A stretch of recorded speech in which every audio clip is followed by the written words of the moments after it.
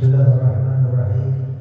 Alhamdulillah wassalatu wassalamu ala sayyidina Rasulillah Muhammad bin Abdullah wa ala alihi wa sahbihi wa mawalah. Amma ba'd. Qala mu'allif rahimahullah ta'ala wa nafa'ana bihi wa bi'ulumihi fid dharain. Amin amin ya rabbal alamin. Qala al-Hafidz Abu Isa Muhammad bin Isa at-Tirmidzi al-awwal yani bab ma ja'a fi khalqi Rasulillah sallallahu alaihi wasallam. Al-hadits al-awwal hadatsana Abu Raja' Qutaibah bin Sa'id an-Malik bin Anas an-Rabi'ah bin Abi Abdurrahman an-Anas bin Malik annahu sami'ahu yaqul kana Rasulullah sallallahu alaihi wasallam laysa bi-tawilil bayt wala bil-qasir wala bil-abyad al-arham wala bil-adab wala bil-ta'dil qadar wala bis-sawti ba'atha Allah ta'ala ala ra'si 40 sanah faqala بمكة 10 سنين وبالمدينة 10 سنين وتوفى الله تعالى على رأس 60 سنة وليس في رأسه ولحيته 20 شعرة بيضاء.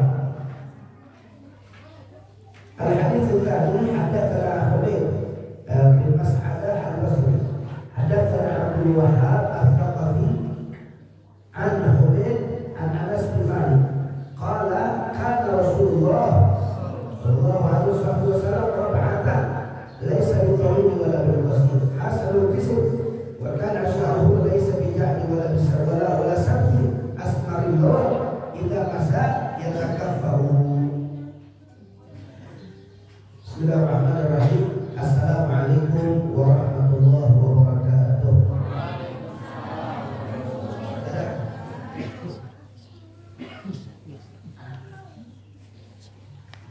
Alhamdulillah wassalatu wassalamu ala sayyidina Rasulillah Muhammad bin Abdullah wa ala alihi wa sahbihi wa mawalah. Asyhadu an la ilaha illallah wahdahu la syarika lah wa asyhadu anna sayyidina Muhammadan abduhu wa rasuluhu la nabiyya ba'dah. Allahumma salli wa sallim wa barik ala sayyidina wa habibina wa syafi'ina wa maulana nabiyyina Muhammadin wa ala alihi wa sahbihi tayyibin wa ashabihi al-ghurril mayamin wa man tabi'ahum bi ihsanin ila yaumil amma ba'd. Alhamdulillah, segala puji bagi Allah Subhanahu wa taala yang telah mengumpulkan kita pada siang hari ini di tempat yang penuh keberkahan ini. Semoga perkumpulan kita pada siang hari ini menjadi penyebab wasilah turunnya rahmat dan barakah dari Allah Subhanahu wa taala. Salawat beserta salam semoga tercurahkan terus kepada junjungan alam baginda Nabi Muhammad sallallahu alaihi wasallam yang karena beliaulah kita mendapatkan kemuliaan yang luar biasa di mata Allah. Sebab Allah ini memiliki pintu-pintu yang sangat banyak. Berbagai cara aneka ragam, yaitu cara untuk sampai kepada Allah Subhanahu wa taala. Akan tetapi tetap pintu yang paling afdal, babuna ilallah, pintunya Allah yang paling afdal adalah melewati pintu baginda Nabi Muhammad sallallahu alaihi wasallam. Sehingga seseorang yang hanya tunduk patuh kepada Allah, kemudian tanpa mencintai Nabi Muhammad, maka cintanya akan sia-sia. Sehingga dalam surga pun miftahul jannah, yakni pintunya surga adalah la ilaha illallah Muhammadur Rasulullah. Artinya Allah dan Nabi Muhammad tidak akan pernah bisa dipisahkan. Orang bohong mengaku orang Islam tapi tidak cinta sama Nabi. Mustahil ngaku beriman kepada Allah tapi tidak beriman kepada Nabi. Mustahil. Dan orang tidak akan pernah sampai kepada Allah kecuali harus melewati perantara baginda Nabi Muhammad. Nah, kemudian kewajiban kita mencintai Nabi Muhammad, kewajiban kita mencintai Rasulullah sebagaimana yang dikatakan oleh Nabi. Nabi mengatakan dalam hadisnya, la yu'minu ahadukum hatta akuna ahabba ilaihi min walidihi wa waladihi wa malihi wa nasi ajma'in, atau kama qala Nabi. Nabi mengatakan, la yu'minu ahadukum, tidak beriman seseorang di antara kalian hatta akuna ahabba ilaihi, sampai mereka menjadikan aku orang yang paling dia cintai daripada orang tuanya sendiri, daripada suaminya, daripada istrinya, daripada anaknya, daripada hartanya, dan daripada seluruh manusia yang ada di atas muka bumi. Itu kata Nabi dalam hadis. Artinya saudara, ini menjadi refleksi untuk hati kita. Sekarang yang ada dalam hati kita ini siapa? Yang paling besar kita cinta dalam hati kita ini siapa? Apakah Rasulullah atau yang lain? Ketika dalam hati kita lebih besar cinta kepada orang tua dibandingkan Nabi, apa yang dikatakan? La yu'minu, kalian belum beriman kepada aku. Hati-hati saudara, hati-hati. Kemudian kalau ada di hati kita lebih besar cinta kepada istri, cinta kepada suami, cinta kepada anak, cinta kepada harta, dan cinta kepada seluruh manusia yang ada kecuali Nabi, maka apa kata Nabi? La yu'minu ahadukum, artinya kita belum beriman kepada Nabi. Ini bukan main-main ini. Ini bukan main-main, bukan perkara yang sepele. Cinta terhadap Rasulullah merupakan syarat yang utama agar kita mendapatkan keridhaan dari Allah Subhanahu wa ta'ala. Jelas? Jelas atau tidak? Alhamdulillah. Nah, akan tetapi saudara, yang namanya cinta itu tidak akan pernah muncul tanpa kita tahu siapa orangnya. Gak mungkin kita ujung-ujung cinta sama seseorang kalau kita tidak tahu asal usul. Alhamdulillah, semua umat Islam kenal dengan Nabi Muhammad. Artinya mereka sudah ada benih cinta terhadap Rasulullah. Tinggal apa? Tinggal memupuk benih tersebut supaya itu benih menjadi pohon dan berbuah hasil panen yang baik, yang bagus. Nah, artinya apa? Kadang kebanyakan orang rasa cintanya sudah ada sama Nabi, benih cintanya sudah ada sama Nabi, tapi kadang-kadang pupuknya kurang bagus, pupuknya kurang hebat, pupuknya ente sae, sehingga apa? Akhirnya hasil panennya juga kurang bagus. Nah saudara, sedangkan Nabi Muhammad mengatakan dalam hadisnya, almar'u ma'aman ahab, seseorang akan dikumpulkan bersama orang yang dia cinta. Kira-kira jelas atau tidak?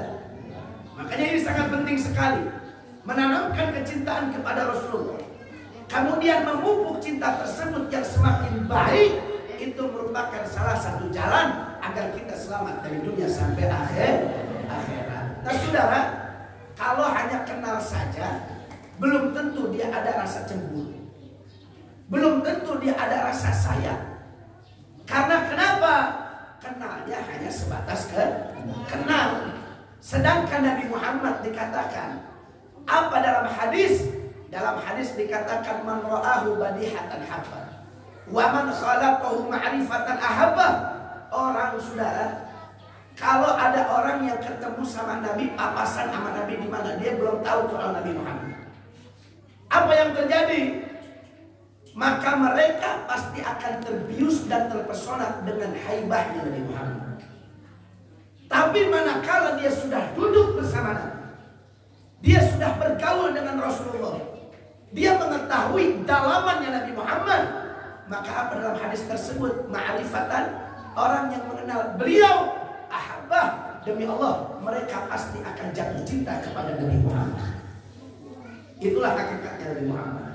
Karena Nabi ini seluruhnya, zahir ataupun batin, dari ujung rambut sampai ujung kaki, semuanya hal-hal kesempurnaan yang Allah berikan kepada Nabi Muhammad. Dari ujung rambut sampai ujung kakinya Nabi, tidak ada satu cacat sedikit pun, tidak ada satu kekurangan sedikit pun. Bahkan tentang al-khalqiyah, yakni tentang penciptaan Nabi Muhammad, tentang jasadnya, tentang fisiknya, para penyair mengatakan ka'annaka qad khuliqta kama tasha'u, seakan-akan Nabi Muhammad ini menciptakan jasadnya dengan sendirinya, saudara. Seakan-akan seperti itu. Artinya apa? Saking indahnya, saking sempurnanya, kama khuliqta kama tasha'u, Muhammad ini memilih jasadnya sendiri, saudara. Memilih jasadnya sendiri. Seakan-akan Allah kasih pilihan. Ini wajah ada 3, silakan pilih yang mana. Ini apa, hidung, Nabi pilih sendiri. Seakan-akan begitu. Dari ujung rambut sampai ujung kaki, seakan-akan Nabi Muhammad memilih jasadnya sendiri, saudara. Saking sempurnanya. Itu baru dari segi fisik. Lalu bagaimana wal khuluqiyah? Al khuluqiyah yang tentang akhlaknya Nabi Muhammad.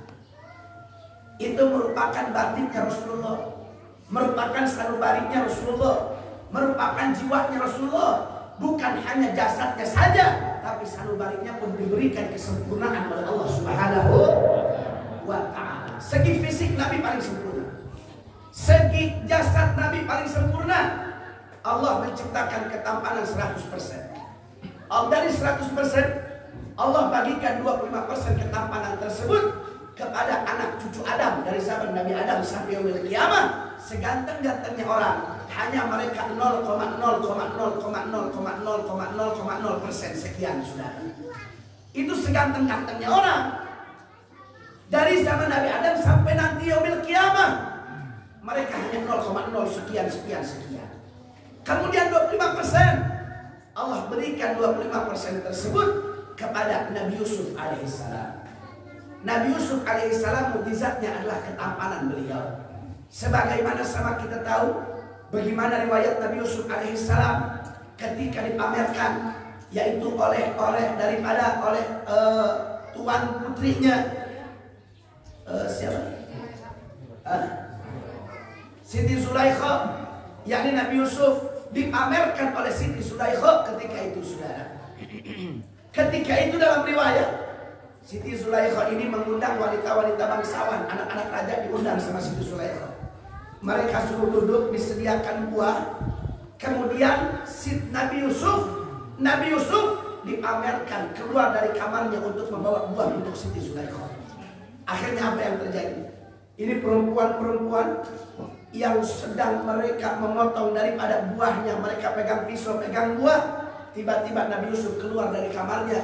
Akhirnya apa? Mereka terbius, mereka terpesona dengan ketampanan Nabi Yusuf, yang harusnya buah yang mereka potong, ketika lihat Nabi Yusuf adalah jari jemarinya yang mereka potong dan tidak terasa sakit sedikit pun, saudara.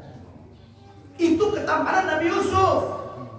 25%. Jadi Nabi Yusuf kalau mau dibandingkan dengan manusia yang ada, seganteng-gantengnya masih tetap tampan Nabi Yusuf. Kemudian ada sisa 50%, saudara. Ada sisa 50%. Allah berikan kepada siapa? Allah berikan secara khusus kepada kekasihnya yang tercinta, baginda Nabi Muhammad. Jadi Pak Bu, Nabi Muhammad mau dibandingin kegantengannya dengan Nabi Yusuf, masih menang Nabi Muhammad. Mau dibandingin dengan manusia seluruh alam, dari zaman Nabi Adam sampai yaumil qiyamah, bahkan Nabi Yusuf masih lebih tampan baginda Nabi Muhammad. Kira-kira bagaimana Nabi Yusuf aja perempuan lihat motong tangan. Bagaimana kalau berhadapan dengan Nabi Muhammad? Bagaimana kalau berhadapan dengan Rasulullah? Yakni Nabi Muhammad adalah makhluk satu-satunya yang paling sempurna di atas muka bumi. Tidak ada cacat, tidak ada kekurangan sedikit pun. Seakan-akan Nabi Muhammad memilih jasadnya dengan sendiri, saudara. Sallu ala Nabi, sallu ala Nabi. Allahumma shalli wa sallim wa barik alaihi. Kemudian dari segi akhlaknya Nabi Muhammad, dari segi kebatinan Rasulullah, apakah ada cacat sedikit? Apakah ada kekurangan sedikit? Tidak, saudara. Bahkan sampai tidak ada makhluk manapun yang dipuji akhlaknya secara langsung oleh Allah dalam Al-Quran kecuali baginda Nabi Muhammad. Apa Allah katakan? Wa innaka la'ala khuluqin 'azim, sadaqallahu alazim. Allah yang mengatakan, sesungguhnya engkau wahai Nabi, sesungguhnya engkau wahai Rasul, sesungguhnya engkau wahai Muhammad betul-betul berada di atas akhlak yang sangat tinggi, kata Allah. Siapa yang menjadi saksi? Siapa yang menjadi saksi? Allah Subhanahu wa ta'ala. Makanya para ulama mengatakan ayat ini merupakan ayat syahadatul ilahiyah. Artinya ayat kesaksian ilahi yang maha tinggi terhadap nabinya bahwasanya Rasulullah betul-betul berada di atas akhlak yang sangat baik. Saudara, Allah ini maha tahu. Ya, Allah ini maha tahu. Apa yang dilakukan oleh Nabi depan sahabat dan apa yang dilakukan oleh Nabi kalau nggak ada sahabat, Allah maha tahu, saudara. Apa yang terlintas di benak hati Nabi ataupun apa yang diucapkan oleh Nabi, Allah maha tahu. Artinya saudara, kalau Allah yang sudah menjadi saksi, ini sangat-sangat luar biasa. Karena Allah melihat dalaman seseorang, Allah lihat hati seseorang. Artinya apa saudara? Nabi Muhammad disaksikan oleh Allah bahwasanya luarnya baik dan dalamnya pun pasti lebih baik. Jelas tidak? Kemudian tentang akhlak Rasulullah, yaitu para sahabat penasaran sama akhlak Nabi. Akhirnya bagaimana? Para sahabat memberanikan diri. Mereka bertanya kepada Sayyidatuna Aisyah radhiyallahu ta'ala anha. Apa kata mereka para sahabat? Ya Aisyah, ya ummul mukminin, kaifa kana khuluqun Nabi sallallahu alaihi wasallam? Wahai Aisyah, wahai ummul mukminin, bagaimana sih akhlak Nabi? Sebagus apa sih akhlak Nabi? Sehebat apa sih akhlaknya Nabi? Kenapa mereka tanya kepada Sayyidatuna Aisyah? Karena Sayyidatuna Aisyah merupakan istri Nabi, orang yang paling dekat sama Rasulullah. Sayyidatuna Aisyah tahu apa yang dilakukan oleh Nabi saat dalam rumah. Kemungkinan di luar rumah banyak yang Sayyidatuna Aisyah nggak tahu, tapi dalam rumah, karena saudara, seseorang itu akan kelihatan kalau sudah dalam rumah aslinya, saudara. Jelas tidak? Bisa saja kita di luar belagak begini, di luar belagak begitu, di luar belagak begini, tapi sama istri di rumah nggak bisa bohong, saudara. Istri bisa tahu aslinya itu orang bagaimana. Betul? Lihat saudara, sahabat cerdas, nanyanya langsung kepada Sayyidatuna Aisyah.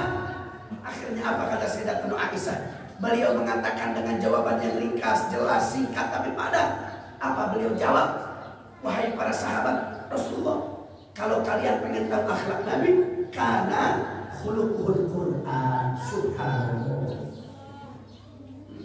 Para sahabat, kalau kalian pengen tahu akhlak Nabi, ketahuilah akhlak Nabi adalah Al-Quran.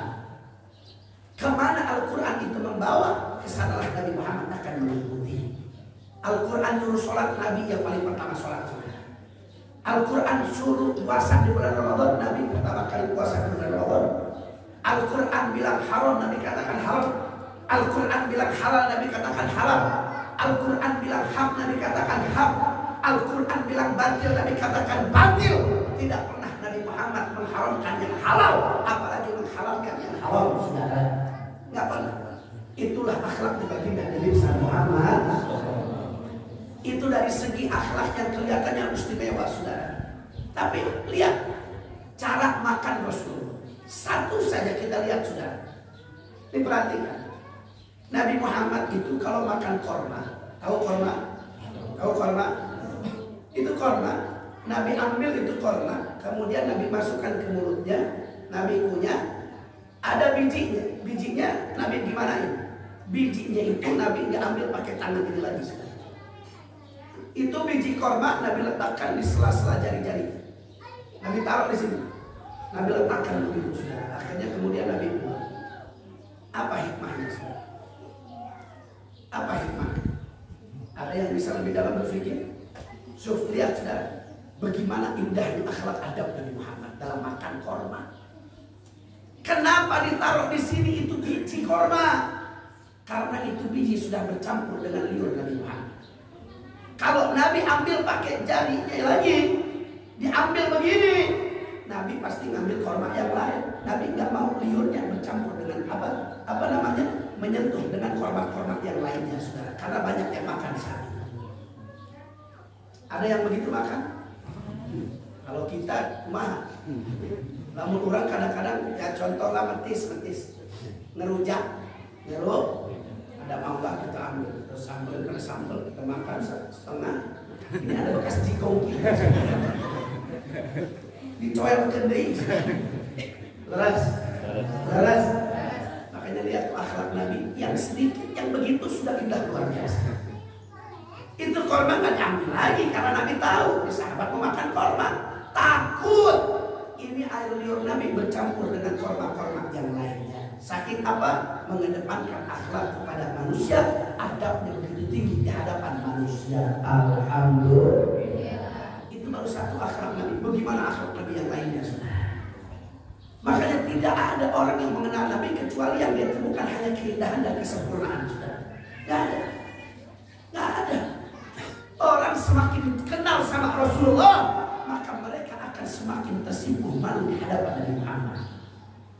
Orang yang semakin dekat dengan Nabi, maka mereka akan semakin malu di hadapan baginda Nabi Muhammad. Karena apa? Semulia-mulianya kita itu lebih jauh daripada kemuliaan Nabi Muhammad. Nabi Muhammad itu sosok yang paling tawadu. Tawadu, saudara. Artinya tawadu itu memiliki sesuatu namun tidak sombong. Itu namanya tawadu. Orang yang paling berhak untuk tawadu hanya Nabi Muhammad, saudara. Allah ciptakan dunia dan seisinya karena Nabi Muhammad. Tapi Nabi Muhammad tidak sombong. Nabi Muhammad tetap merendah. Makanya kalau kadang-kadang kita lihat ada kiai tawadu, ada santri tawadu, lain selain tawadu ada mana-mana. Sadar diri, bukan naon Aisyah. Leres? Punya apa? Orang malah yang tawadu nyadar diri. Yang tawadu hanya siapa? Rasulullah. Nabi dunia sisinya itu apa ibaratnya, saudara? Allah berikan untuk Nabi. Allah ciptakan karena ada Nabi, tapi Nabi tetap merendah. Itu namanya tawadu. Jelas atau tidak? Oleh karena itu saya mau tanya, akhlak Nabi mulia tidak? Akhlak Nabi agung tidak? Akhlak Nabi sempurna tidak? Apa ada manusia yang lebih hebat dari Nabi? Apa ada manusia yang lebih sempurna dari Nabi? Apa ada manusia yang lebih istimewa dari Nabi? Sallu ala Nabi.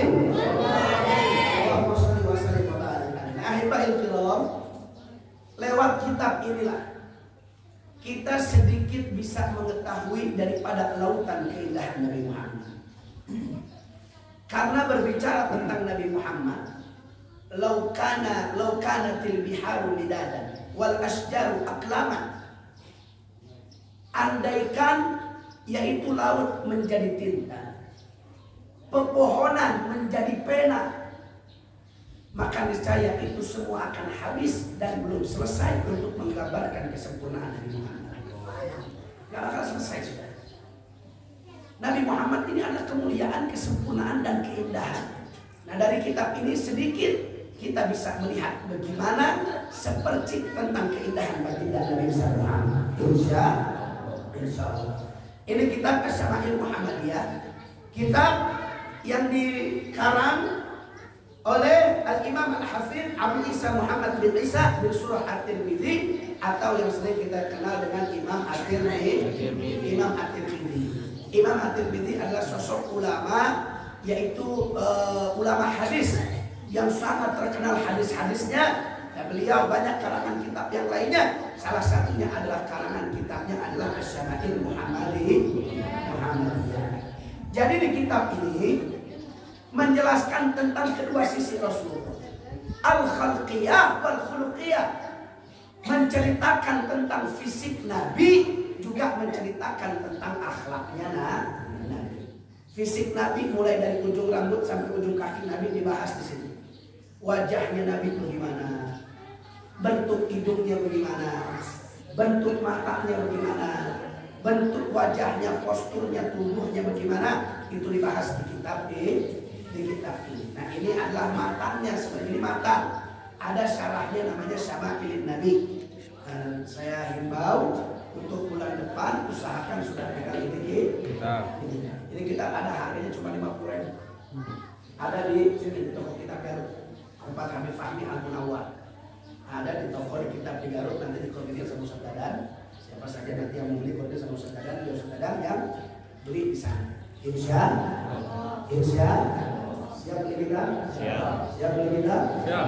Dua sampai 2 bungkus sudah. Tidak penting beli kita, sudah. Nah, minimal yang belum bisa beli kitab minimal pegang buku, karena ilmu itu bisa tersimpan diikat dengan tulisan, yaitu diikat dengan tulisan. Karena ini sangat penting, sangat berharga. Kenapa saya anggap ini kitab sangat penting, sangat berharga? Karena saudara, sekarang ini banyak orang yang kenal sama Nabi, tapi kecintaannya itu masih kurang sama Nabi. Kenapa? Mengenal Nabinya belum jauh. Kenal Nabinya hanya sebatas nama saja, Muhammad. Kenal, betul? Muhammad kenal, tapi nukumaha nggak tahu sudah. Nah itu, sehingga apa? Kecemburuan mereka terhadap Nabi itu sedikit. Makanya Nabi dihina, Nabi dilecehkan, mereka diam-diam aja. Mereka biasa-biasa saja. Kenapa? Karena mereka belum ada kecemburuan terhadap Nabi Muhammad. Sedangkan Pak Bu, mohon maaf, orang yang perlu paling kita bela, yang paling berhak untuk kita bela bukan organisasi kita, bukan. Yang paling berhak untuk kita bela adalah Nabi Muhammad. Nanti di akhirat yang bikin, yang akan memberikan pertolongan kepada kita bukan ormas, wala fulan, wala Allah, bukan orang, bukan siapapun. Yang akan menolong kita nanti di yaumil qiyamah adalah baginda Nabi besar Muhammad. Nah, sedangkan oleh karena itu saya jadi aneh, saya jadi heran. Ormasnya dihina, paling depan dimarah sudah. Kelompoknya dihina, dia paling marah. Alma maternya dihina, dia paling marah. Tapi Allah dan Nabinya dihina, ngejar dong sudah. Ayah begitu? Ayah begitu? Masya Allah, saya kadang-kadang kalau bahas begitu suka kesel sendiri sudah. Masya Allah, ngaku umat Nabi, ngaku cucu guru, ngaku apa namanya? Ngaku daripada umat Rasulullah. Tapi Nabinya dihina, diam. Nabinya dihina, bukan. Nah, jangan salahkan siapa-siapa. Salahkan dirinya sendiri. Kenapa saudara? Karena kecemburuan yang belum ada. Dari mana cemburu itu datang? Dari mana? Atas dasarnya karena cinta. Betul? Nah, cinta itu dari mana datangnya? Karena dasarnya kan kenal. Betul? Dalam bahasa dikatakan tak kenal maka bagaimana mau sayang kalau kita gak kenal sama Nabi? Bagaimana mau cinta yang tulus kalau kita gak kenal sama Nabi? Insya Allah dan lewat kitab ini kita bisa semakin sejati untuk mencintai baginda Nabi besar Muhammad Sallallahu Alaihi Wasallam. Berapa? Nah, 12 ada waktu setengah jam sampai zuhur. Nah, kita buka hadis yang pertama. Alhamdulillah.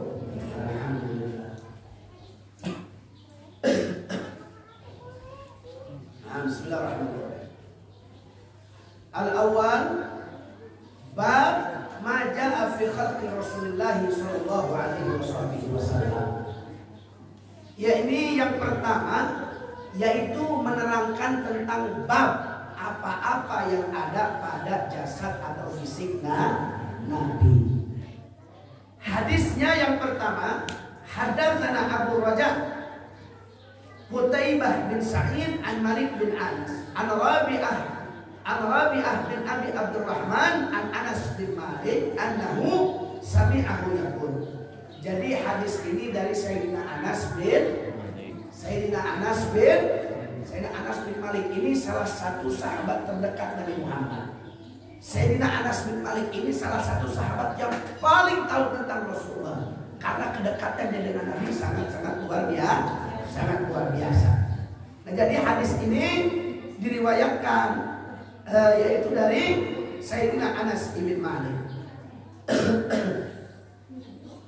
Karena Rasulullah, kalau dengar nama Nabi jawab sholat. Orang yang paling pelit yang bagaimana? Orang yang paling pelit yang ketika mendengar nama Nabi dia nggak mau sholat. Itu al-bakhil, orang yang paling pelit di dunia dan akhirat. Ketika mendengar nama Nabi dia nggak mau sholat.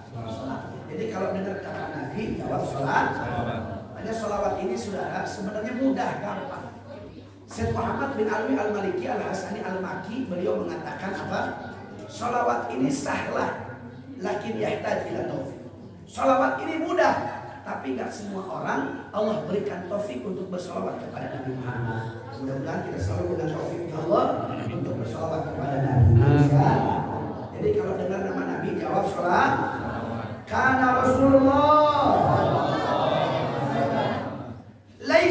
tawilil ba'id, bahwasanya Nabi Muhammad itu tidak terlalu tinggi-tinggi banget. Yang pertama nih, Nabi Muhammad itu tidak tinggi-tinggi banget. Wala bil qasir, dan Nabi Muhammad juga tidak pendek-pendek banget. Ini soal posturnya nah. Soal posturnya nah, posturnya nah. Jadi Nabi kalau dibilang tinggi nggak tinggi-tinggi amat. Kalau dibilang pendek nggak pendek-pendek amat. Artinya sosok yang ideal. Wala bil abyadil abhaq. Kemudian warna kulitnya Nabi itu tidak putih-putih banget. Kadang-kadang ada orang yang putih banget sampai kayak ada satu penyakit yang putih-putih. Ya. Kadang-kadang Nabi itu nggak seperti itu, bukan putih yang seperti itu. Kadang-kadang putih yang seperti itu bisa mengurangi keindahan. Tapi Nabi Muhammad itu kalau dibilang putih, ya Nabi putih, tapi tidak putih. Jelas sama tidak? Yang pertama, Nabi kalau dibilang tinggi, nggak tinggi. Kalau dibilang pendek juga tidak pendek. Kemudian wala bil adam. Nah, kemudian Nabi ini posturnya itu sama seperti yakni ideal, maksudnya ideal. Maksudnya adalah postur yang sangat ideal. Wala bijadil qatat. Kemudian rambutnya Nabi Muhammad itu tidak keriting. Rambutnya Nabi tidak keriting yang banget. Ada keriting yang banget sampai kribo. Tahu kribo? Nah, Nabi kalau dibilang keriting nggak keriting, tapi nggak keriting banget. Jelas. Kemudian wala bisabti. Apakah rambutnya Nabi itu lurus? Kemudian di sini katakan rambut Nabi lurus, tapi nggak lurus banget. Artinya rambutnya Nabi Muhammad itu dibilang keriting, nggak dibilang lurus enggak. Apa bahasanya? Ombak banyu, ikal. Ya, ombak banyu bergelombang. Nah, itu bentuk yaitu daripada rambut Nabi. Jelas. Kemudian ba'athahu Allah Ta'ala ala ra'si arba'ina sana. Allah mengutus Nabi pada usia kepala 4. Artinya 40 tahun Nabi Muhammad itu baru diutus menjadi seorang nabi. Jelas apa tidak? Nah, saudara, para ulama mengatakan kenapa 40 tahun Nabi Muhammad baru diutus? Karena saudara, psikis normal manusia, dewasanya seorang manusia itu ketika dia sudah masuk umur 40 tahun. Makanya dalam beberapa riwayat dikatakan seseorang ketika masuk usia 40 tahun dia bisa melihat nanti akhir hidupnya, saudara. Kalau 40 tahun dia masih acak-acakan, kalau 40 tahun masih jahiliyah, maka banyak para ulama mengatakan bisa dipastikan nanti kehidupannya pun akan jahiliyah. Tapi sebaliknya, kalau masuk usia 40 tahun mereka bagus, baik, istiqomah, maka sudah bisa dipastikan nanti akhir hayatnya mereka mati dalam keadaan husnul khatimah. Makanya salah satu yaitu apa? Hikmah kenapa Nabi Muhammad diutus pada usia 40 tahun? Oleh karena itu menandakan bahwasanya akhir daripada Nabi bakal baik. Akhir dari Nabi bakal husnul khatimah. Alhamdulillah. Makanya yang usia 39 tahun sekarang hati-hati. Lamun arek kecil. Lamun arek jahiliyah sekalian. Benar. Jadi jangan tanggung-tanggung. Sholat mabuk tanggung. Betul. Lamun arek sholat. Lamun arek mabuk. Jelas. Allah yang bilang dalam Al-Quran, la talbisul haq bil batil. Jangan kau campur adukan antara hak dan batil. Ente sholat, ente mabuk. Itu mencampur hak dan batil apa tidak? Hukumnya haram. Kalau Allah yang melarang hukumnya haram, saudara. Makanya kalau mau jahiliyah beneran. Tong kagok. Ya, masuk neraka lagi beneran. Tong kagok. Makanya hidup tuh jangan belang-belang. Ya, jangan abu-abu, mau putih-putih, mau hitam-hitam. Jelas apa tidak? Jelas apa tidak? Makanya begitu. Jadi kalau sholat, mabok, sholat zina, sholat ini nyarek naon, tanggung, betul. Makanya hati-hati. Yang sudah mau hampir ke usia 40 tahun, perbaiki.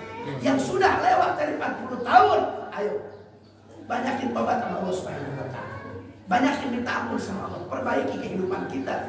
Mudah-mudahan kita akhir hayatnya husnul khatimah. Amin ya rabbal alamin. Nah, Nabi Muhammad itu diutus pada usia 40 tahun. Kemudian faqama bi Makkah asra sinin. Nabi Muhammad itu tinggal di Mekah selama 10 tahun. Wa bil Madinah asra sinin. Dan kemudian di Madinah juga yaitu 10 tahun. Ada beberapa riwayat. Ada yang bilang Nabi Muhammad itu di Mekah 13 tahun. Karena apa? Karena melihat umurnya Nabi. Nah, di sini dijelaskan wa tuwaffahullahu ta'ala ala wasi sittina sana. Kemudian Nabi Muhammad Allah mewafatkan Rasulullah itu pada usia kepala 6. Nah, kenapa dikatakan kepala 6? Karena ini yang paling spesifikasi. Dikatakan kepala 6 karena ini tidak bertentangan dengan riwayat-riwayat yang lainnya. Spesifiknya 63.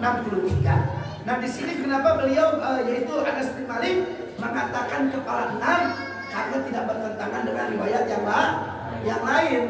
Karena kalau orang dibilang kepala 6 itu usianya bisa 61, 62, 63, 64 sampai sebelum 70. Itu namanya usia kepala 6. Nah, di sini dikatakan untuk lebih luasnya lagi, lebih umumnya lagi, spesifiknya dalam riwayat yang paling kuat bahwasanya Nabi Muhammad umurnya 63 tahun. Kemudian kata Nabi juga soal umur, saudara, umatku kata Nabi umurnya itu tidak akan lebih daripada 63 tahun. Sama kayak seperti itu kata Nabi Muhammad. Nah, makanya yang umurnya udah lebih dari 63, alhamdulillah Allah kasih bonus. Allah kasih bonus. Alhamdulillah. Mumpung Allah kasih bonus, manfaatkan. Insya Allah. Nah, kemudian ayo naon. Masya Allah. Nah, lanjut. Kemudian walaysa fi rasihi wa lihyatihi isruna sya'ratan baydaa. Apa di sini katakan? Kemudian saudara, bahwa di atas kepala Nabi dan di janggutnya Rasulullah itu hanya ada 20 helai rambut yang putih. Apa? Uban. Ya. Nabi Muhammad itu umur 63 tahun, ubannya itu hanya ada 20 helai, baik di rambut ataupun di jenggot. Anak muda zaman sekarang 20 tahun terus wis-wungkul. Ayo begitu Ayo begitu. Kunaon eta teh? Jorok tara mandi. Nya, pakai peci we di mandi embung. Ayo begitu aya. Eta santri tah gitu tah. Jadi Nabi Muhammad ini saudara sampai umur 63 masih kelihatan gagah luar biasa. Gagah perkasa. Kemudian rambut putihnya itu ubannya huisnya itu cuma ada 20 helai. Baik yang ada di atas kepala ataupun yang ada di jenggot. Jelas atau tidak? Hikmahnya apa saudara? Syuh bayangkan. Sahabat sampai sedetail itu tentang Rasulullah. Sampai sedetail itu tentang Nabi. Saya mau tes. Katanya kita punya orang paling dekat sama kita. Ya, kita punya teman korib. teman garib, teman paling dekat, sahabat dunia akhirat. Saya mau tanya, pernah nggak ngitung huis babaturan? Dolang, mau rumah gawe. Terus, sudah lihat hikmahnya di sahabat. Saking cintanya sama Rasulullah, sampai beliau tidak pernah melewatkan satu hal pun tentang Nabi, termasuk dengan ubannya Nabi Muhammad. Ini namanya baru sahabat karib. Ini namanya baru sahabat dekat dunia akhirat, sampai ubannya tahu sudah. Jangankan teman sok tanya istri masing-masing. Katanya istri cinta. Ya, cinta. Coba tanya. Pernah nggak istri itu huis orang? Pernah deh? Ya. Itulah perbedaan kita dengan Muhammad. Itulah perbedaan kita dengan Rasulullah, dengan para sahabat Rasulullah. Ini sahabat saudara luar biasa. Sampai ubannya saja diperhatikan oleh mereka. 20 helai. Eta kabayang ngitung nak kumaha. Hah? Subhanallah. Ini kecintaan para sahabat sama Nabi. Makanya saudara, kecintaan sahabat sama Nabi Muhammad ini enggak pernah diragukan lagi soal kecintaan mereka terhadap Nabi Muhammad. Ini sangat-sangat luar biasa. Bahkan Pak Bu, para sahabat pernah ditanya, ini para sahabat Nabi ini pengen surga apa pengen neraka? Apa jawaban mereka? Kami nggak mau surga dan kami nggak mau neraka.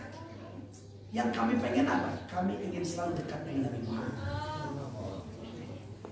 Jadi mereka nggak peduli karena mereka tahu hakikatnya daripada dunia ini ada, saudara. Mereka ketika ditanya pengen masuk surga, pengen. Tapi dasarnya bukan karena keindahan surga, karena di surga ada Nabi. Itu keinginan mereka. Salah satu contoh, Sayyidina Ja'far bin Abi Thalib, Ja'far At-Tuyar. Sayyidina Ja'far bin Abi Thalib, beliau sahabat Rasulullah yang ketika satu peperangan, Sayyidina Ja'far bin Abi Thalib ini diberikan amanah oleh Nabi langsung. Diberikan amanah untuk memegang bendera Nabi Muhammad, bendera tauhid, la ilaha illallah Muhammad Rasulullah. Itu Sayyidina Ja'far dikasih amanat sama Nabi dalam peperangan. Ente pegang bendera. Karena simbol itu adalah simbol, yaitu apa? Simbol kemuliaan Islam, simbol perlawanan Islam. Yang diberikan amanah adalah Sayyidina Ja'far bin Abi Thalib. Kemudian saudara, dalam peperangan tersebut Nabi masih ada. Lagi dia pegang itu bendera, tiba-tiba datang musuh dari belakang. Datang musuh dari belakang, ditebas tangan kanannya. Ditebas tangan kanannya, putus, bercucuran darah. Kemudian dia pegang lagi. Apakah setelah copot tangannya kemudian dia lemas? Nah, dia masih kuat. Karena apa? Karena ada amanah dari Muhammad. Dia pegang lagi itu bendera dengan tangan kiri. Datang lagi musuh dari belakang, ditebas lagi tangan kiri ya sudah. Putus dua-duanya. Makanya namanya Ja'far At-Tuyar, At-Tuyur, artinya burung yang berterbangan. Kenapa? Kedua tangannya diganti sayap oleh Allah Subhanahu wa Ta'ala. Karena kedua tangannya ini putus dalam peperangan. Ketika begitu putus kedua tangannya, itu bendera ditaruh di mana? Didekap dengan dadanya. Tangannya udah nggak ada, bercucuran darah. Didekap dengan dadanya. Karena apa? Saking menjaga amanah dari Nabi Muhammad. Kemudian ketika didekap dadanya seperti itu, akhirnya apa? 70 anak panah mengenai daripada jasadnya. Sudah tangannya hilang, 70 anak panah sampai ke dadanya. Akhirnya beliau wafat, beliau syahid di medan tempur yang sudah pasti jaminannya adalah surga. Dalam riwayat para ulama menjelaskan, ketika ruh Sayyidina Ja'far bin Abi Thalib sebelum sampai kepada Allah, ruhnya Sayyidina Ja'far protes kepada Allah Subhanahu wa Ta'ala. Apa yang dia protes? Ruh Sayyidina Ja'far mengatakan, ya Allah, saya nggak mau surga ya Allah. Kembalikan saya ke dunia ya Allah. Apa artinya surga kalau tidak ada Nabi Muhammad? Sudah jelas jaminannya surga, saudara. Tapi saat itu Nabi belum wafat. Nabi masih ada di dunia. Ruhnya Sayyidina Ja'far bin Abi Thalib, para ulama menjelaskan bahwasanya Makanya ketika itu protes kepada Allah, minta dibalikin lagi ke dunia. Kenapa? Padahal jaminannya surga. Dia tidak terpesona oleh surga karena keindahan surga, karena di surga tidak ada Nabi Muhammad. Itulah hakikat mereka, para sahabat. Mereka tahu yang mereka inginkan selalu dekat dengan Nabi Muhammad. Mereka mau ditempatkan di surga, mereka ridho asal bersama Nabi. Mereka mau ditaruh di neraka, andaikan mereka mau ditaruh di neraka oleh Allah, mereka ridho, mereka ikhlas. Syaratnya asal selalu dengan Nabi Muhammad. Karena surga tidak ada apa-apanya dibandingkan Nabi Muhammad. Neraka tidak ada takutnya sama sekali kecuali di situ bersama Nabi Muhammad. Kira-kira jelas atau tidak?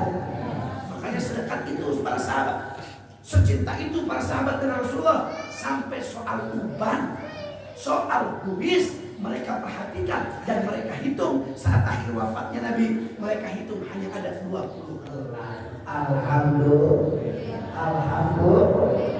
Berarti kalau begitu sahabat cintanya benar apa enggak? Benar apa enggak? Benar apa enggak? Namun orang cintanya apa? Hah? Orang mah cintanya cinta. Masih cintaan, cinta monyet lah saudara. Cinta cinta yang belum pasti saudara. Ya, kadang-kadang kalau memang benar-benar cinta, dia akan tunduk dan patuh kepada orang yang dia cinta. Contoh pamajikan orang. Contoh pamajikan orang kamu tidak harus sing. Jawab rungsing. Rungsing juga. Kalau istri nggak makan, anak nggak makan, rungsing lah kabina-bina, betul? Kenapa bisa begitu? Karena ada cinta. Pernah nggak tengok kehidupan Nabi Muhammad? Hah? Istri kita nggak makan setengah hari kita pusing. Bagaimana kalau lihat Nabi 3 hari nggak kena makanan sudah? Beliau saking nahan lapar sampai diganjel dengan batu ini supaya kerasa lapar, saudara. Diganjel batunya 3 hari nggak kena makanan. Kenapa? Karena tidak ada makanan. Itulah sosok Nabi Muhammad. Pernah kita pikir ke situ? Pernah kita rungsing kalinya? Pernah kita pusing karena itu? Mana cinta kita sama Nabi? Kita makan setiap hari enak. Dan mustahil saudara. Kita ini nggak pernah makan seharian, mustahil. Walaupun hanya dengan nasi, dengan asin saja, kita masih makan. Nabi Muhammad 3 hari 3 malam nggak makan nasi, nggak makan apa-apa. Karena apa? Saking susahnya hidup beliau. Siapa yang pengen? Apakah Allah pengen hidup Nabi susah? Enggak, saudara. Allah utus malaikat Jibril untuk membuat jabal, untuk membuat gunung Uhud menjadi emas, saudara. Gunung Uhud bisa jadi emas asalkan Nabi mau. Tapi apa? Nabi nggak mau, saudara. Itulah ketawaduan baginda Nabi Muhammad. Lihat istri nggak makan, istri sakit, istri begini, kita rungsing karena cinta. Bu. Kalau suami sakit rungsing deh. Entah aja. Bu, kalau lihat suami sakit rungsing dah. Rungsingnya kenaon kalau ibu?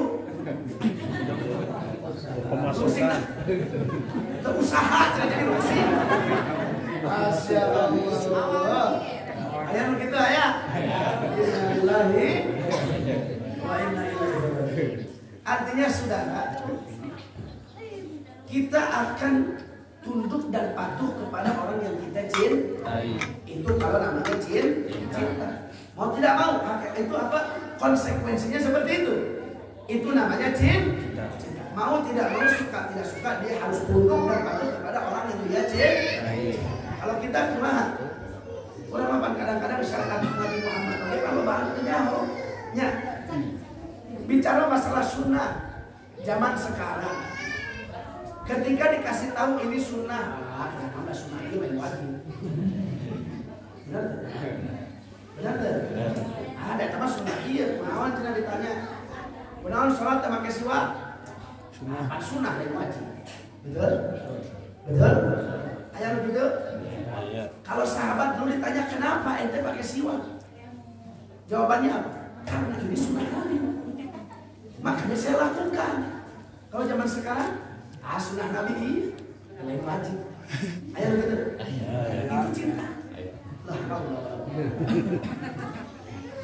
Entah dia jauhaneun urang banyak. Ya Allah. Tapi mudah-mudahan dengan modal yang sedikit ini cinta sama Nabi, mudah-mudahan Allah tidak haramkan kita untuk berkumpul bersama Nabi. Amin. Amin ya rabbal alamin. Itulah perbedaan kita dengan para sahabat. Mereka menganggap sunnah itu penting. Karena apa? Karena itu yang dilakukan oleh Nabi. Kalau kita merasa sunnah itu sepele, karena itu sunnah bukan wajib. Ayah begitu? Ayah begitu? Mana itu? Mana itu? Kalau nuturkan batur, abdi gitu. Alhamdulillah. Ini hadis pertama jelas sama tidak? Jadi hadis pertama itu Nabi Muhammad itu tidak tinggi, juga tidak pendek, dan juga tidak putih banget. Wala bijadil qalat, kemudian rambut Nabi Muhammad juga tidak keriting banget, dan juga wala bisabti, tidak lurus. Kemudian di atas kepala Nabi dan di jenggotnya Nabi tidak ada rambut yang putih kecuali hanya 20 helai. Alhamdulillahirabbil alamin. Berapa ini? Duhur berapa? 11.